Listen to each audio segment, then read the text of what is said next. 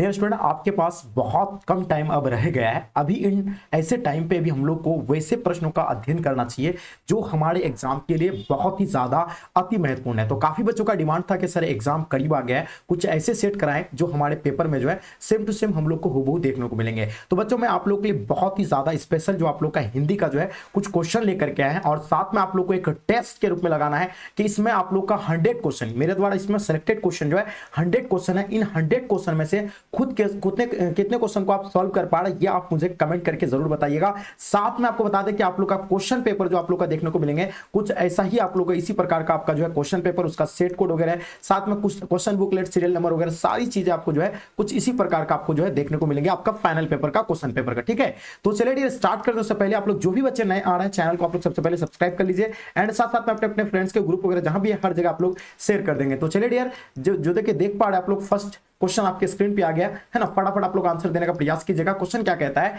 कि तुलसीदास ने अपने युग के किन दो साहित्य भाषाओं को जो अपनाया था। तो तुलसीदास के द्वारा जो अपनाया गया दो भाषा था वो एक था कौन, अवधी और एक था क्या, ब्रज भाषा। ये दोनों भाषा जो है किसके द्वारा, तुलसीदास के द्वारा जो है अपनाया गया था। ठीक है, चलिए दूसरा क्वेश्चन देखिएगा। क्वेश्चन कहता है कि झूठन शीर्षक आत्मकथा के लेखक कौन है। देखिए झूठन एक क्या है, आत्मकथा है, ये तो सबको पता है। अब इसका राइटर, इसका लेखक कौन है, तो याद रखिएगा इसका लेखक की अगर बात करेंगे तो याद रखिएगा ओम प्रकाश वाल्मीकि जो है किसका, झूठन का जो है ना लेखक हो जाएंगे। अब देखिए यहाँ रामधारी दिनकर जी के बारे में दिया हुआ है जिसका लेखक कौन है, अर्धनारी स्वर पाठ हमारे जो है ना बुक में है, अर्धनारी स्वर पाठ का लेखक कौन हो जाएंगे, तो याद रखिएगा इसका पाठ रामधारी दिनकर हो जाएंगे। शिक्षा पाठ का लेखक की अगर बात करेंगे तो याद रखिए शिक्षा पाठ का लेखक आपका जो है कौन हो जाएंगे, जय कृष्णमूर्ति हो जाएंगे। ठीक है, आगे देखिए क्वेश्चन कहता है मलयज का मूल नाम बताइए। अब वेरी इंपॉर्टेंट क्वेश्चन है बाबू, जल्दी से बताइए मलयज का मूल नाम आप लोग को बताना है। ठीक है, सबको पता है कि मलयज का मूल नाम जो है भरत जी श्रीवास्तव। अगर आपने क्या दिए भरत जी श्रीवास्तव बता पा रहे तो आप सभी बच्चे जो है बिल्कुल सटीक लगा रहे हैं। ठीक है बाबू, चलिए आगे देखिए क्वेश्चन क्या कहता है, किस पाठ में आया कि आदमी यथार्थ की जीता ही नहीं,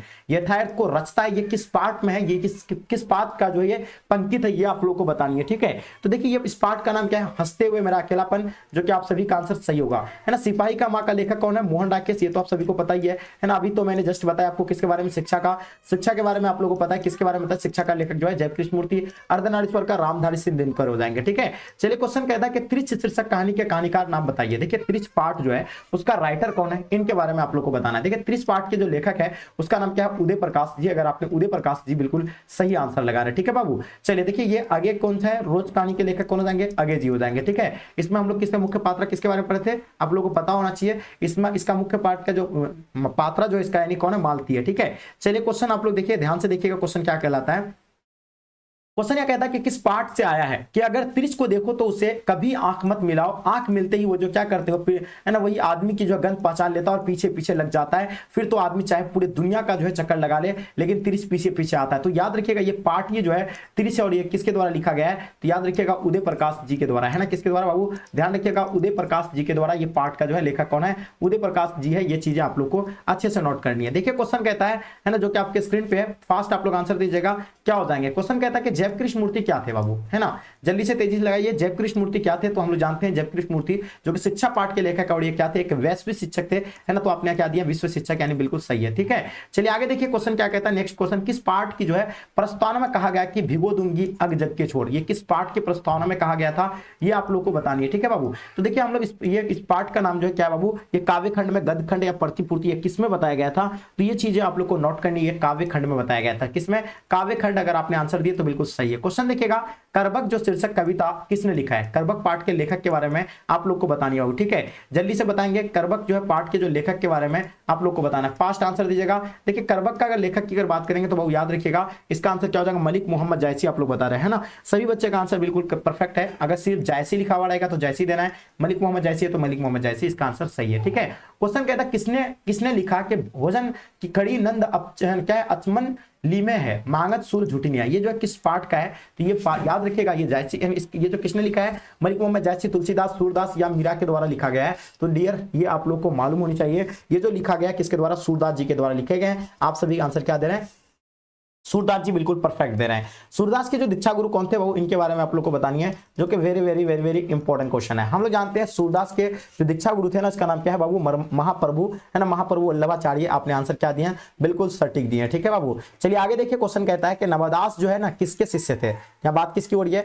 नवदास जी की बात हो रही है। तो ये आप लोग को बतानी है, नवदास जो थे ये अग्रदास के थे, रामानंद के थे, वल्लभाचार्य क्या विठल नाथ के हो जाएंगे, ठीक है बाबू। तो ये आप लोग को बतानी है। अगर बात करेंगे नवदास जी के बारे में तो याद रखिएगा इसका आंसर हो जाएंगे अग्रदास। क्या हो जाएंगे, अग्रदास। अगर आपने आंसर लगाए तो बिल्कुल सटीक आंसर है, ठीक है। आगे देखिए, क्वेश्चन कहता है तुलसीदास के माता पिता का नाम आपसे पूछा गया है, ठीक है। तुलसीदास के जो माता और पिता है उसका नाम क्या है, हुलसियम आत्माराम दुबे। तुलसीदास के माता पिता का नाम क्या है, हुलसियम आत्माराम दुबे। आपने है ना सही आंसर दिए। आगे देखिए, क्वेश्चन कहता है नवदास के जो है ना दीक्षा गुरु कौन थे बाबू, इनके बारे में बताइए। नवदास जी के जो आपको है दीक्षा गुरु के बारे में बताना है, तो ये चीजें आप लोग नोट कर लीजिए। फास्ट आंसर इसका क्या होगा, जल्दी बताइए। तो इसका आंसर आपका स्वामी जो है अग्रदास जो इसका आंसर है ना आपका बिल्कुल सटीक आंसर है। क्वेश्चन देखेंगे, क्वेश्चन कहता है भूषण के पिता का क्या नाम था। बात किसकी हो रही है, भूषण के पिताजी के बारे में बात हो रही है। तो हम लोग जानते हैं भूषण के जो पिताजी है वो रत्नाकर त्रिपाठी है। इसका नाम क्या है, रत्नाकर त्रिपाठी होगा। बिल्कुल आपने सही दिए हैं,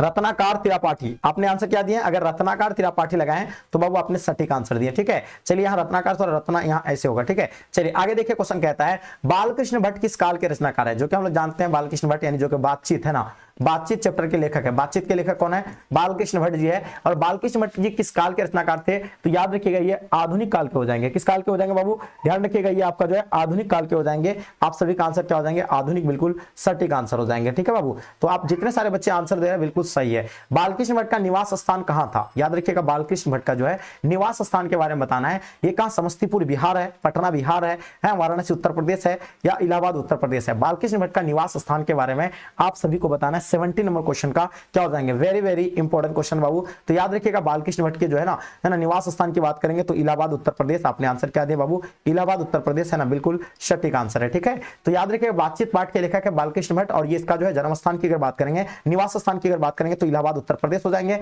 और जन्म स्थान की अगर जन्म की अगर बात करेंगे तो 1800 जो है कब यानी है ना 1844 को इसका जन्म हुआ था। और निधन की अगर बात करें तो 20 जुलाई 1914 को इसका निधन हो गया था, ठीक है। तो ये भी चीजें आप लोग बालकृष्ण भट्ट जी के बारे में याद रखिएगा। उसने कहा था किस वर्ष रचना है बाबू, देखिए उसने कहा था जो प्रकाशित हुआ था ये 1915 में हुआ था। और उसने कहा था का लेखक कौन है बाबू, तो चंद्रधर शर्मा गुलेरी है, जो कि हम लोग का पार्ट में है, ठीक है।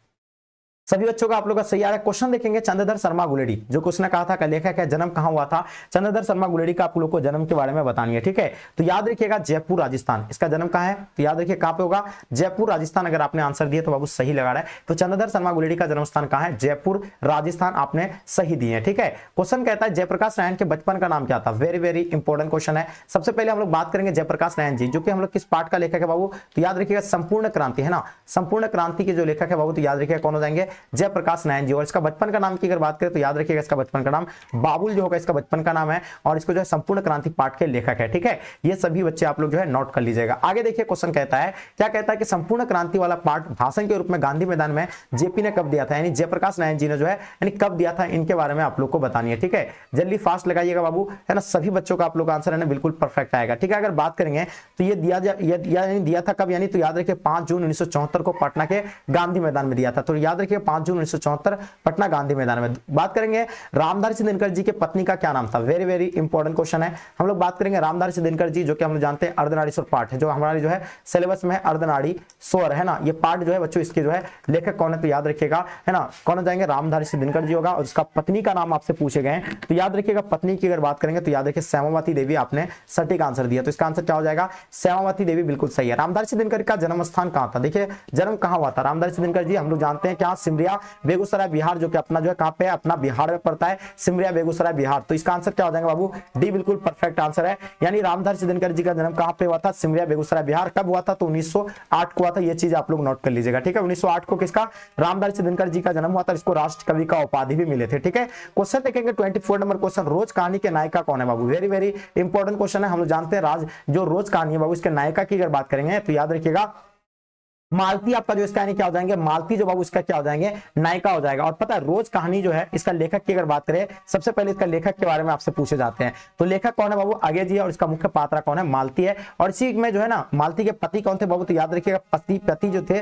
पेशे से जो है ना क्या थे, डॉक्टर थे, और उसका नाम क्या था, महेश्वर नाम था। क्या नाम था बाबू, महेश्वर था। किसका पति जो क्या नाम थे, पति का नाम महेश्वर था, किसका, तो याद रखिएगा मालती के, ठीक है। और वो पेशे से क्या थे, डॉक्टर थे बाबू, ठीक है। आगे देखिए क्वेश्चन कहता है रोज शीर्षक कहानी का पूरा नाम क्या था। वेरी वेरी इंपॉर्टेंट क्वेश्चन है। हम लोग बात करेंगे किसके बारे में, रोज शीर्षक कहानी के पूरे नाम के बारे में। तो याद रखिएगा उसका नाम गैंग्रीन है, जो कि एक गैंग्रीन क्या है, एक बीमारी भी है, ठीक है। ये भी चीज है आप लोग नोट कर लीजिएगा, ठीक है। तो इसका आंसर क्या हो जाएंगे, ऑप्शन अपने डी बिल्कुल सटीक आंसर लगाएं। चलिए आगे देखिए क्वेश्चन कहता है भगत सिंह का पैतृक गांव कहां था, यानी कहां हुआ था, ये बताइए। वेरी वेरी इंपॉर्टेंट क्वेश्चन है बाबू, जल्दी से बताइए। अगर बात करेंगे भगत सिंह का पैतृक गांव के बारे में, तो याद रखिएगा खट्टर कला पंजाब। आपने आंसर क्या दिया बाबू, बिल्कुल सटीक लगा रहे हैं, ऑप्शन आप सभी का ए बिल्कुल परफेक्ट है। अब देखिएगा बात करेंगे भगत सिंह का जन्म के बारे में, तो हम लोग जानते हैं 1907 में इसका जन्म हुआ था। और पता है ये कब इसको जो है ना, कब इसका शहीद जो हुआ था, भगत सिंह जी जो है शहीद जो हुए थे अपने देश के लिए, तो कब हुआ था, याद रखिएगा आप लोगों को मालूम होनी चाहिए, है ना। 23 मार्च है ना, 23 मार्च, हाँ 23 मार्च 1931 को जो है लाहौर षड्यंत्र केस में जो है ना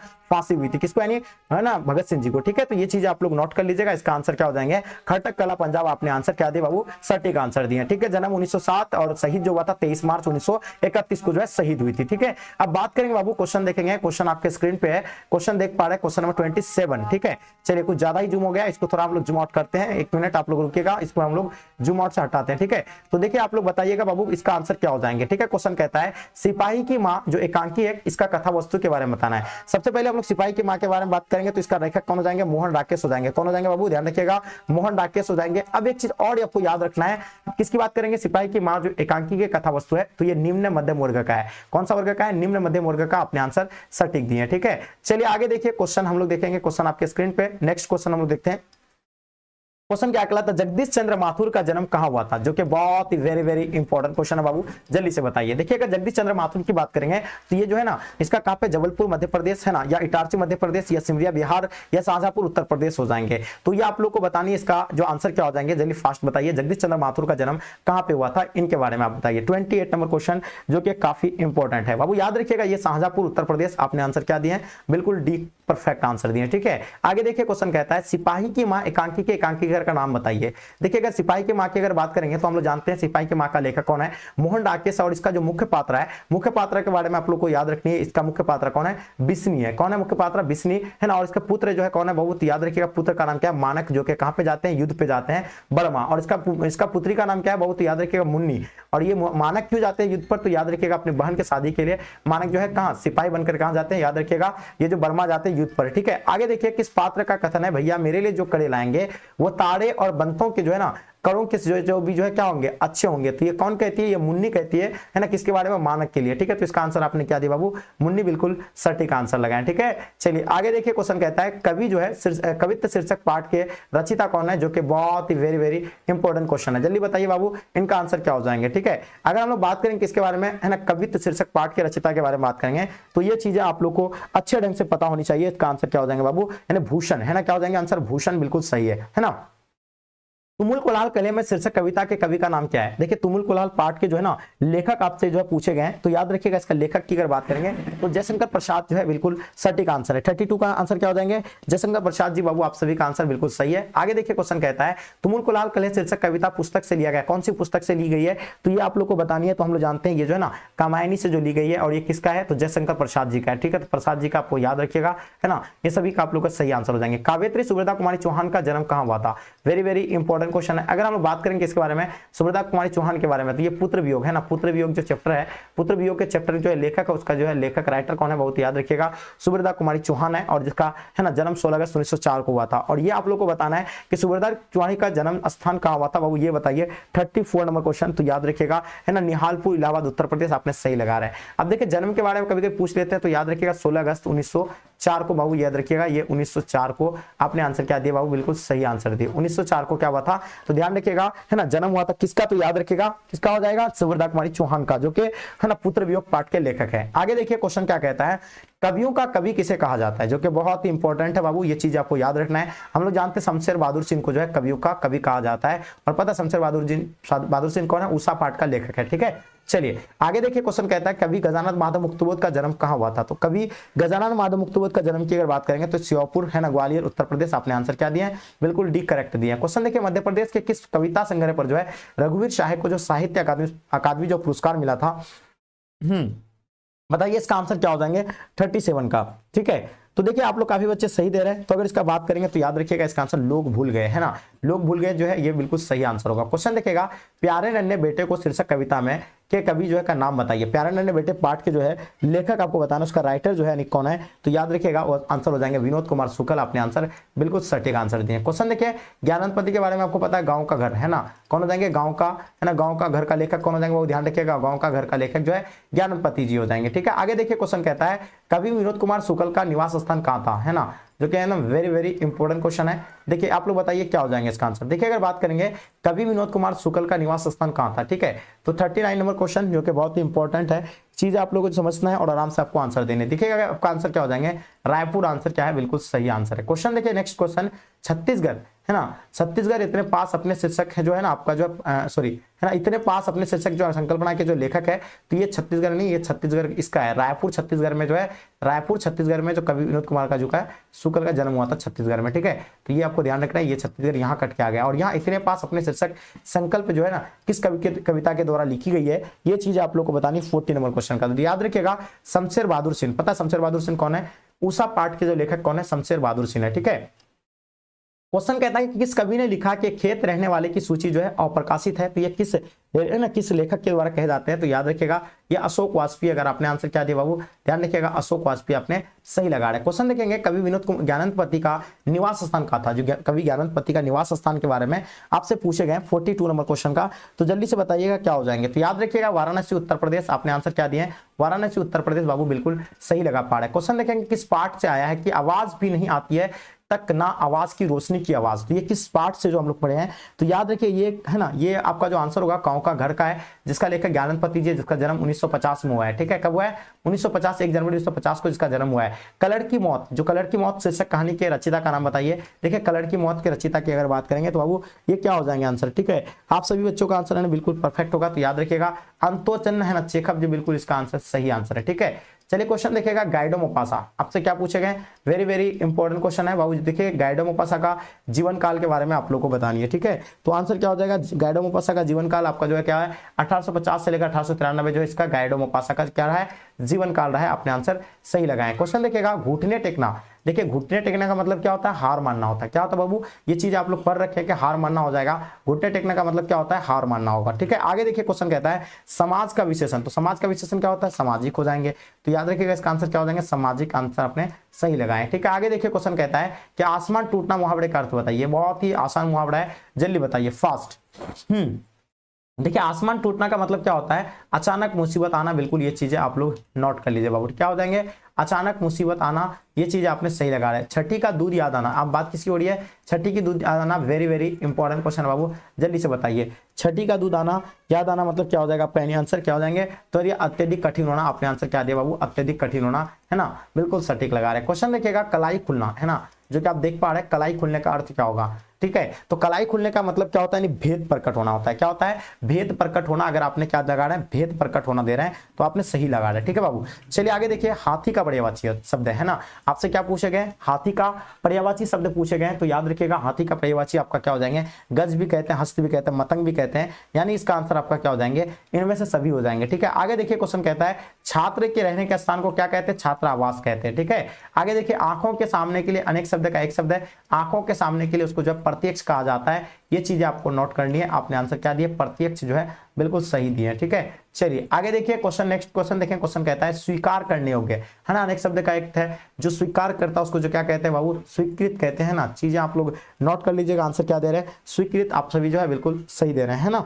चलिए, है ना 54 नंबर का इसका वर्णीय या है ना स्वीकार करने योग्य, या वर्णीय हो जाएगा या आपका स्वीकृत, जल्दी बताइए, वर्णीय होगा आपका या स्वीकृत, चलिए भाषा बताइएगा। जानने की इच्छा रखने वाले को क्या कहते हैं, बहुत ही आसान है, जानने की रखने वाले को क्या कहते हैं, है ना, जानने की इच्छा रखने वाले को क्या कहते हैं बाबू, तो याद रखिएगा जिज्ञासु कहते हैं इसको। ये चीजें आप लोग नोट कर लीजिएगा। ठीक है, जिज्ञासु, आपने आंसर क्या दिए बाबू, सटीक दिए। क्वेश्चन देखिएगा जिसके दर्शन प्रिय माने जाए, है ना, जिसके दर्शन प्रिय माने जाए उसको क्या कहे जाते हैं, प्रिय दर्शन कहते हैं। क्या कहते हैं बाबू, याद रखिएगा, उसको प्रिय दर्शन कहते हैं, जिसके दर्शन जो है प्रिय माना जाए उसको प्रिय दर्शन कहते हैं। लंबोदर कौन सा समास है बाबू, ध्यान रखिएगा, लंबोदर की अगर बात करें तो बाबू ये काफी वेरी इंपॉर्टेंट क्वेश्चन है। अगर बात करेंगे तो लंबोदर आपका कौन सा हो जाएंगे, बहुव्रीहि समास हो जाएंगे। कौन सा हो जाएगा, बहुव्रीहि समास। आपने आंसर सही लगाया है, ठीक है। तो आंसर क्या हो जाएगा, बहुव्रीहि समास। आपने आंसर करेक्ट लगाया, ठीक है। क्वेश्चन देखिएगा, हाथ पैर, जो हाथ पैर जो है ना जोड़ा वाला, जो जोड़ा वाला या बीच में ये डंडा आ जाए तो मैंने क्या कहा था आपको, है ना, सीधा आपका द्विंद समास हो जाएंगे। क्या हो जाएंगे, सीधा वो द्विंद समास आपको टिक करना है, यानी इसका आंसर क्या हो जाएंगे,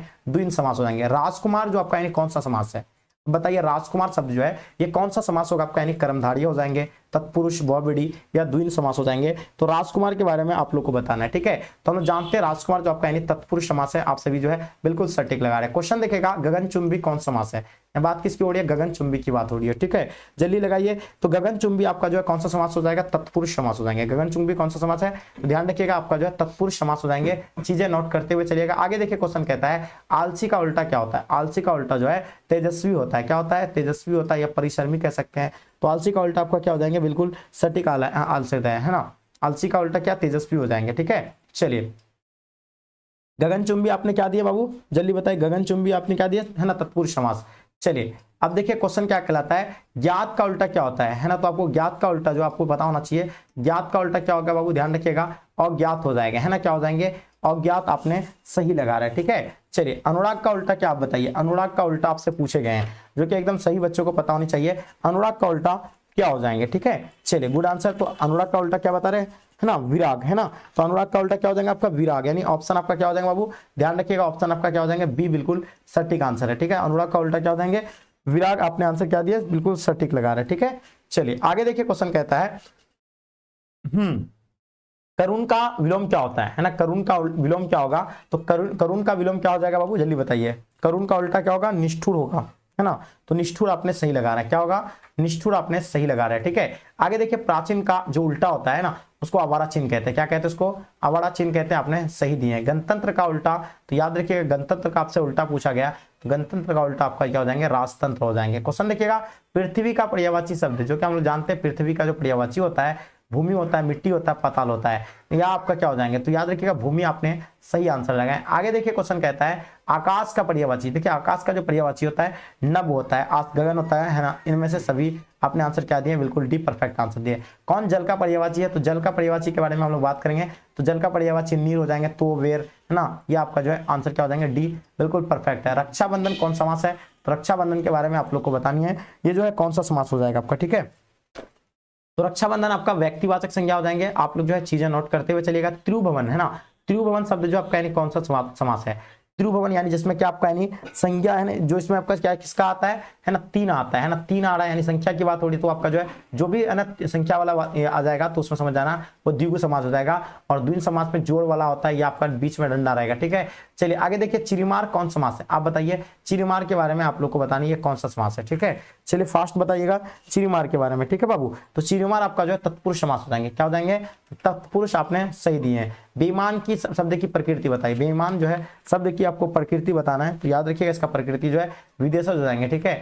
आगे देखिए क्वेश्चन कहता है कि विशेषण के कितने भेद होते हैं, है ना। आपसे क्या पूछे गए, विशेषण के कितने भेद होते हैं, चीजें नोट कर लीजिएगा। विशेषण के 4 भेद होते हैं। एकदम वेरी इंपॉर्टेंट क्वेश्चन है बाबू, जल्दी से आप लोग नोट कर लीजिए। आगे देखिए क्वेश्चन कहता है, भाषण के लिए जो उपयुक्त विशेषण क्या होगा।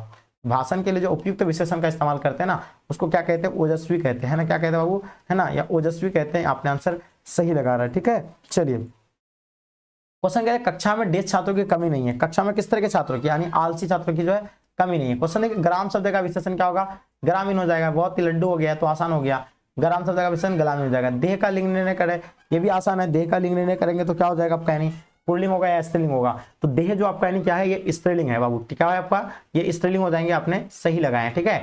आय कौन लिंग है, अब बताइए। आय के बारे में आप लोग को बताना है। आय जो है स्त्रीलिंग, पुल्लिंग या उभयलिंग हो जाएंगे, तो आय के बारे में आप लोग को बतानी है, ठीक है। चलिए बहुत बढ़िया जी। तो हम लोग जानते हैं आय का जो है ना, आय का उभयलिंग आपका क्या हो जाएगा, स्त्रीलिंग हो जाएंगे आय, ठीक है। क्या होगा ये चीजें नोट कर लीजिएगा। स्त्रीलिंग आपने सही लगाना है। क्वेश्चन देखिएगा, खटिया, खटिया आपका कौन सा लिंग है, तो बताइए। खटिया के बारे में आप लोग को बतानी है, जल्दी से बताएंगे। खटिया जो है कौन सी लिंग हो जाएंगे, ठीक है। तो खटिया हम लोग जानते हैं बाबू, ये स्त्रीलिंग हो जाएंगे। क्या हो जाएंगे, स्त्रीलिंग। आपने सही लगा रहा है। क्वेश्चन देखिए, निष्कासन में उपसर्ग, उपसर्ग जो होता है शब्द का शुरू का उच्चारण, यानी इसका जो है इसी को क्या कहते हैं, उपसर्ग कहते हैं। अब निष्कासन का आपसे पूछा गया है तो याद रखिएगा ये जो आपका आंसर क्या हो जाएंगे, जल्दी बताइए। निष्कासन का तो ये आपका निश हो जाएंगे, ठीक है। तो इसका आंसर अपने निश बिल्कुल सही दे रहे हैं। आप अपमान में उपसर्ग बताइए, अपमान में उपसर्ग है ना, अपमान का उपसर्ग क्या होगा, अप होगा, है ना, ये अपमान है ना, आपके साथ मान लगा है, ठीक है। तो ये इसका अपमान का जो क्या हो गया यानी उपसर्ग बताया, ठीक है। तो ये होगा है ना, अप होगा, सॉरी ये क्या हो जाएंगे, अप हो जाएंगे। अपने आंसर क्या दिए, अप जो आपका यानी उपसर्ग बिल्कुल सही है, ठीक है। चलिए तो आपका आंसर क्या हो जाएंगे, अप, बिल्कुल जितने सारे बच्चे दिए अप जोर मान, ठीक है। तो अप जो होगा आपका यानी क्या हो जाएंगे, उपसर्ग हो जाएंगे, ठीक है। चलिए आगे देखिए, क्वेश्चन कहता है अभियोजन शब्द में उपसर्ग, उपसर्ग हो जाता है शुरू का शब्द वाला, है ना। देखिए उच्चारण ये आपको देगा अभियोजन, तो यहाँ किसकी बात हो रही है, अभी की बात हो रही है। तो अभी जो होगा आपका यानी क्या हो जाएंगे, चीजें नोट कर लीजिएगा, अभी आपका जो है आंसर करेक्ट है, ठीक है। क्वेश्चन देखिएगा प्रकाशित में कौन सा प्रत्यय है, देखिए प्रकाशित में अगर प्रत्यय की अगर बात करेंगे तो प्रकाशित, लास्ट में क्या आ रहा है आपका यानी किसकी बात हो रही है, इत की बात हो रही है ना। तो याद रखिएगा इसका आंसर क्या हो जाएंगे, प्रकाशित। तो आंसर क्या होगा, 84 नंबर क्वेश्चन का आप लोग को आंसर देने है। तो याद रखिएगा इसका आंसर क्या हो जाएंगे, ठीक है। चलिए तो याद रखिएगा इसका आंसर प्रकाश इत, लास्ट में क्या आ रहा है आपका यानी इत की बात हो रही है। तो ऑब्वियसली इसका आंसर आपका जो ए बिल्कुल सटीक आंसर है। क्वेश्चन देखिएगा विभागीय शब्द में प्रत्यय बताइए। देखिए विभागीय शब्द में आपको प्रत्यय बताना है। प्रत्यय जो होता है वो शब्द के लास्ट का उच्चारण होता है। विभाग ई, तो आपको बताना है 85 का क्या हो जाएंगे। तो यहाँ ई आपका आंसर सही दे रहा है, ठीक है, विभागीय, ठीक है। आगे देखिए क्वेश्चन कहता है जुर्माना में प्रत्यय बताइए। प्रत्यय जो होता है वो शब्द का शुरू का होता है, ठीक है। चलिए और उपसर्ग जो होता है वो शब्द का लास्ट वाला, ठीक है। चलिए तो आपसे क्या बचाना है, जुर्माना में प्रत्यय बताना, जुर्मान आना, है ना, जुर्म आना। तो याद रखिएगा आना वाली बात हो रही है, तो ऑब्वियसली इसका आंसर आपका जो है सटीक है। क्वेश्चन देखिए, क्वेश्चन क्या कहता है मधुरिमा में प्रत्यय बताइए। देखिए मधुरिमा में आप लोगों को क्या बताना है, प्रत्यय बताना है। तो याद रखिए ईमा, है ना, ईमा, है ना, लास्ट में आपका क्या आ रहा है, ईमार, और वही आपका क्या बाबू, तो यही जो आपका होगा यानी प्रत्यय हो जाएंगे, ठीक है। त्रिलोक शब्द कौन समास है ना, जो कि हम लोग जानते हैं त्रिलोक जो आपका यानी कौन सा समास होगा, त्रिलोक, वही फिर द्विगु समास, यहाँ भी आपका संख्या की बात आ जाता है, ठीक है। आगे देखिए जो स्त्री अभिनयकर्ताओं के लिए शब्द क्या होता है, उसको अभिनेत्री कहते हैं, ये भी तो आसानी है। आगे देखिए क्वेश्चन कहता है कुर्सी शब्द कौन संज्ञा है। कुर्सी शब्द के बारे में आप लोग को बतानी है। कुर्सी शब्द जो आपका कौन संज्ञा है, तो याद रखिएगा कुर्सी शब्द जो है जातिवाचक संज्ञा। आपने सही आंसर दिया, ठीक है। चलिए आगे देखिए क्वेश्चन कहता है दहेज का लिंग निर्णय करें, है ना, जो कि हम लोग जानते हैं दहेज का लिंग निर्णय क्या हो जाएगा, ठीक है बाबू। चलिए तो देखिए अगर दहेज आपका क्या स्त्रीलिंग है या पुल्लिंग है या उभयलिंग है, ठीक है। चलिए तो 91 का आप लोग को बताना है, जल्दी से बताएंगे क्या हो जाएंगे आंसर, ठीक है बाबू। चलिए तो देखिए दहेज को हम लोग क्या कहते हैं, पुल्लिंग, ये चीज आप लोग ने अच्छे से नोट कर लिया। आगे देखिए क्वेश्चन कहता है छात्रावास का लिंग निर्णय करें, है ना, जो कि छात्रावास के बारे में आप लोग को बतानी है, छात्रावास का क्या हो जाएंगे, ठीक है। चलिए तो ये चीज आप लोग को नोट करनी है, छात्रावास जो है आपका पुल्लिंग हो जाएंगे। आगे देखिए बाल का लिंग निर्णय करना है, बाल भी जो आपका क्या है स्त्रीलिंग है ना, बाल आपका क्या हो जाएंगे, स्त्रीलिंग हो जाएंगे। आपने जो है स्त्रीलिंग बिल्कुल सटीक दिया है, ठीक है। आगे देखिए क्वेश्चन कहता है सदाचार का संधि विच्छेद क्या होगा। देखिए सदाचार का अगर संधि विच्छेद करते हैं हम लोग तो ये क्या हो जाएंगे आपका यानी, है ना, ये जो होगा शब्द जोड़ चार हो जाएंगे, ठीक है, शब्द जोड़ आचार हो जाएंगे। ये चीज आप लोग नोट कर लीजिए, ठीक है। चलिए तो इसका आंसर आपका जो है ऑप्शन क्या हो जाएंगे, सी बिल्कुल परफेक्ट आंसर हो जाएंगे, ठीक है, शब्द जोड़ आचार, है ना। आगे देखिए क्वेश्चन कहता है विद्यालय का संधि विच्छेद, ना, विद्यालय का संधि विद्या जोड़ आले हो जाएंगे, क्या हो जाएंगे, विद्या जोड़ आले हो जाएंगे। विद्यालय का संधि विच्छेद क्या होता है, विद्या जोड़ आले हो जाएंगे, ठीक है। चलिए तो इसका आंसर क्या हो जाएंगे आपका, विद्या जोड़ आले हो जाएंगे। इसका आंसर क्या हो जाएगा आपका यानी विद्या जोड़ आले, है ना, ऑप्शन आपका बी बिल्कुल सही आंसर है, ठीक है।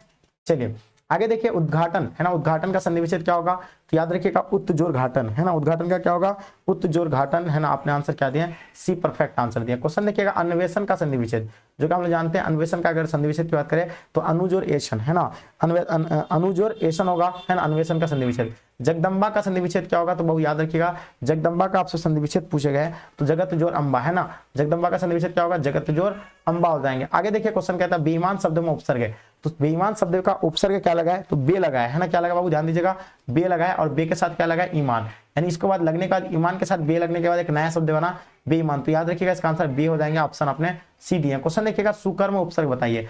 सुकर्म में तो याद रखिएगा सु जो होगा आपका यानी, है ना, ये उपसर्ग है और कर्म जो लगा है ये उपसर्ग है, ठीक है।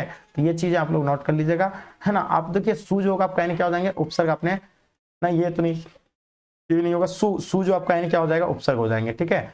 तो